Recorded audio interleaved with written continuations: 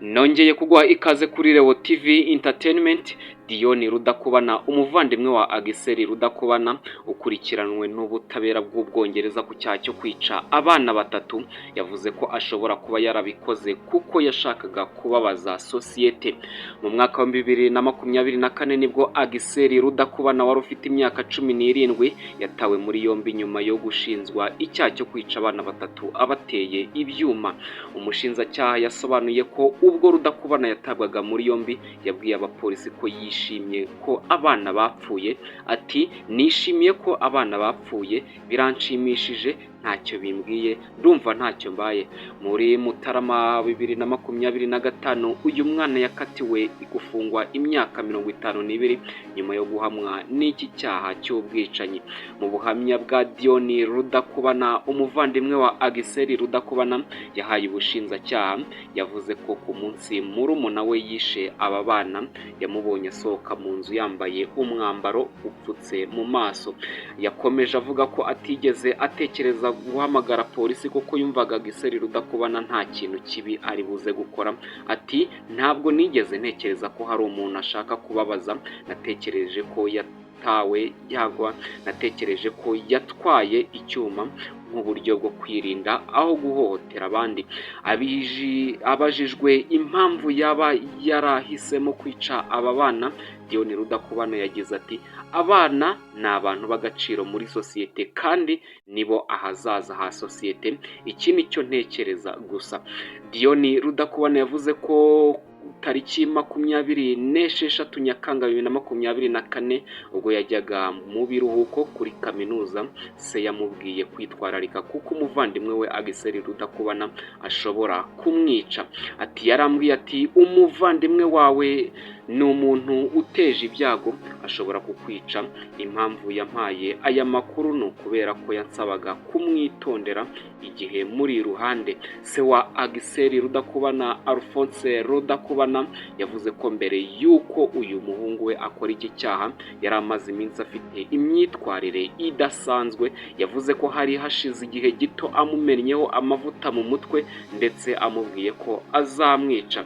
Ati, yaraje amagarara imbere akajya njomba mu gatuza ambwira ati, nunyirukana muri iyi nzu bishobora gufata icyumweru, ukwezi cyangwa imyaka, ariko nzakwica.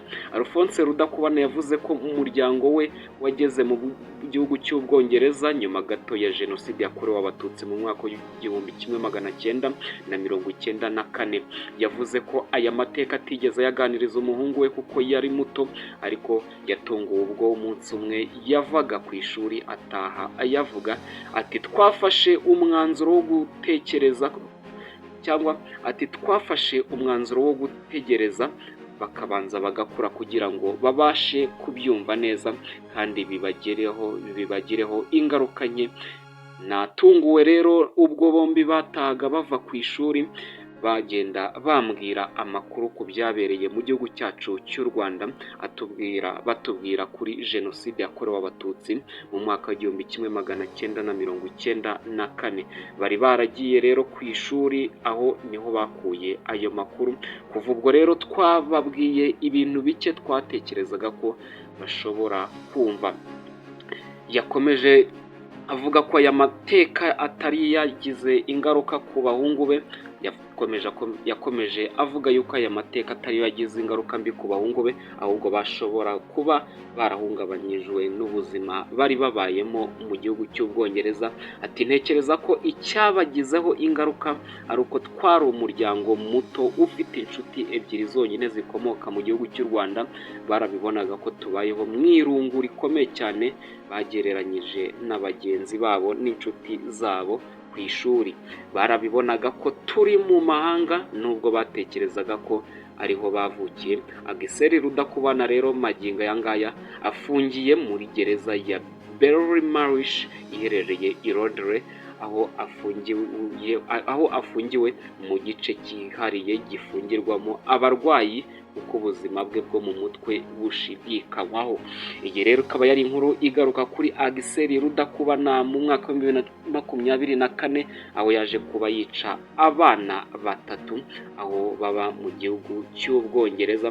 akaba ari inkuru yakomeje kugenda ivugisha benshi.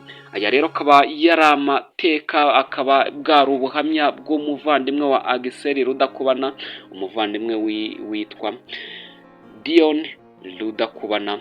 Njye rero twari turi kumwe muri aya makuru, nitwa Leo Dukuze. Icyo nagushishikariza ni uko wakora kuri subscribe kugira ngo tujye twibanira buri munsi. Ndagushimiye cyane.